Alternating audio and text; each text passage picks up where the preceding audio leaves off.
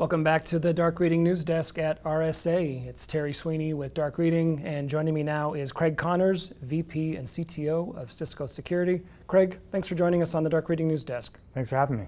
We appreciate you doing this, and we are here to talk about how Cisco Security tips the scales in favor of defenders. Well, welcome news. So it's no surprise to anybody that AI threats are accelerating. They are also enabling new threats from bad actors and even nation states. Let's start, if you could, about just talking about how companies can modernize their approach to defending themselves better in this highly distributed and rapidly transforming landscape. What are your thoughts there? Yeah, I mean, I think AI is really changing the game from an attacker standpoint. University of Illinois Urbana-Champaign published some research they did where they asked GPT-4 to take 15 critical vulnerabilities and try to exploit them. And it was able to create exploit code that was successful for 13 of the 15 vulnerabilities they chose at random out of a list of critical vulnerabilities. So you can think about the age of exploit times being measured from vulnerability disclosure to exploit being days to being potentially minutes or even seconds, right, as these tools become more and more effective. And so while I know that there's trepidation always about taking things like AI and applying them to cybersecurity defense, we're kind of at a place where we don't have a choice. The attackers are moving faster and faster and faster, and so we need to bring some of those techniques into cyber defense so that we can keep up. So this seems to be a recurring theme at RSA and certainly in the industry at large of using what I've heard referred to as like proactive defense, which sounds like a code name for like offense, really. Is that where we're heading? I mean, there is a little notion of the bot versus bot kind of game going on here, right? But I also think it's more about intelligently defending, right? So not necessarily going on the offensive against attackers, but how can we be really proactive in the way that we create defenses in real time or near real time to stay one step ahead? Being at least as innovative as the attackers and finding some break there to exploit. Okay, so with that in mind, explain a little bit about the new Cisco Hypershield. That's actually really helpful. Let's shift gears slightly and talk a bit more about the introduction of Cisco Hypershield, what makes the approach novel, and what it will mean for cybersecurity practitioners. Yeah, so first thing is we like to call Hypershield AI native. And I know AI is like a big buzzword that's used everywhere, but the idea of saying AI native is, the idea is, you've heard a lot at RSA about how we're applying AI to all the things we're doing. AI accelerating XDR detection, AI accelerating CNAPs, AI accelerating all of these things. But what we thought was, what if we took problems in the industry that haven't been solved and from the ground up, knowing what we know about AI, and I'm talking in the last 13, 14 months, could we solve problems that previously couldn't be solved? And so that's what we mean by AI native. It's not that the techniques are necessarily new, but thinking about building from scratch with AI, can we solve problems that haven't been solved before? So this wasn't a networking box that got some AI features added to it, right? AI washing, right. As it were. No, this is a completely new development. And the three problems were upgrading firewalls is hard, patching applications is hard, and microsegmentation is hard. And if we could solve all three of those problems using AI, then we would really have something game-changing that the industry hadn't seen yet. So this is that part of the conversation where I invite you to look into your crystal ball and try to predict the future. Talk about how you see the role of AI in cybersecurity evolving, and in tandem, how Cisco Hypershield might contribute to that.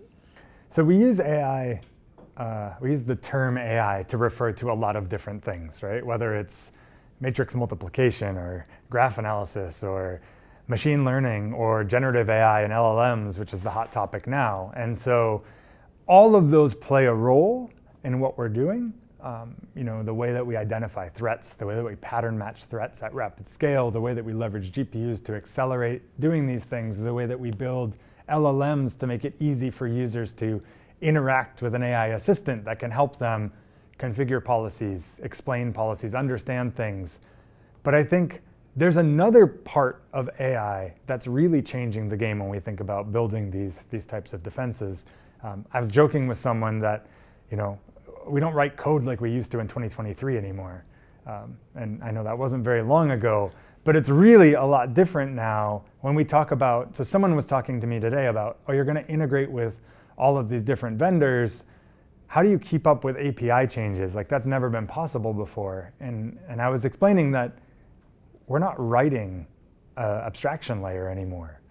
I can take a Swagger spec and feed it into GPT-4 and understand exactly how the API functions and build this dynamic layer of integration between these two different systems. And so AI is making it possible not just to find insights into data and things that weren't possible before, but also bring different products together in a way that wasn't possible before. And we like to say that our competitors aren't our enemy, the attacker's the enemy. Right. So if we can use the power of AI to not just detect threats more quickly, but bring your diverse security platform together more effectively, then we're really making the world safer for everyone. Craig, give us a couple examples of how Cisco Hypershield is helping organizations stay ahead of the emerging threats we've been talking about. Yeah, so two big things that we announced at launch that are going to help there. The first is distributed exploit protection. So we've all known vulnerability management to be a big challenge. I think Log4j is like the most famous example of this, where there are still companies that haven't patched their servers to protect against Log4j. And so what we're able to do is, part of Hypershield is an eBPF agent. eBPF allows us to safely extend the functionality of the kernel at runtime. And by doing that, we can look into function calls and system calls and disk writes and everything that an application does, and apply very targeted bits of policy to protect you. So what we do is, when a new vulnerability gets disclosed, and by the way, we're on track for more than 32,000 this year, which is going to be the most that we've ever had. So like 80 times a day this is happening. We can generate a very targeted set of protections that we can insert at runtime non-disruptively to prevent your application from being exploited. And then when you patch the application, we automatically pull it out. So now, just like I talked about earlier, University of Illinois saying, look how fast we can exploit a vulnerability, we are saying, look how fast we can stop a vulnerability from being exploited. So that's one big thing. But the other big thing is lateral movement. Lateral movement's top of mind because it's involved in every attack, essentially, that is happening in the world. And so microsegmentation is another thing that's been very challenging to effectively happen at scale. Writing microsegmentation rules is hard, understanding applications is hard. And then when we get to the point of thinking we have it figured out, we lock down the application with a deny all rule and we allow the known good behaviors.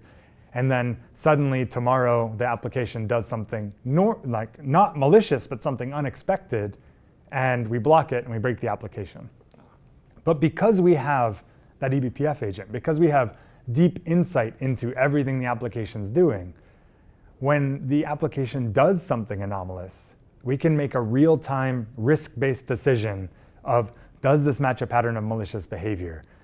Was this behavior spontaneous, or did it come after a software upgrade, right? And in a lot of cases, actually allow that new anomalous but expected behavior through, flag it to your SOC to investigate, but not break your application along the way. So not just auto-generating microsegmentation rules, but even intelligently assessing the anomalies that still happen, even if we think we've got microsegmentation perfect. All right. Craig, take us out with perhaps an update on where things are with the Splunk acquisition. I believe Cisco acquired Splunk within the last year. How does the integration of Splunk enhance the Cisco Hypershield? Yeah, so we closed the acquisition about 2 months ago, so we've had a lot of time to do integration. But we're showing a couple of things. We're showing on the show floor here at RSA how Cisco XDR and Splunk are integrated. XDR allows us to find threats in the network very quickly. Splunk gives us this long historical analysis with all these data sources in the SIM. So being able to quickly detect something in XDR and then jump in to do the forensics in an intelligent way, very, very helpful.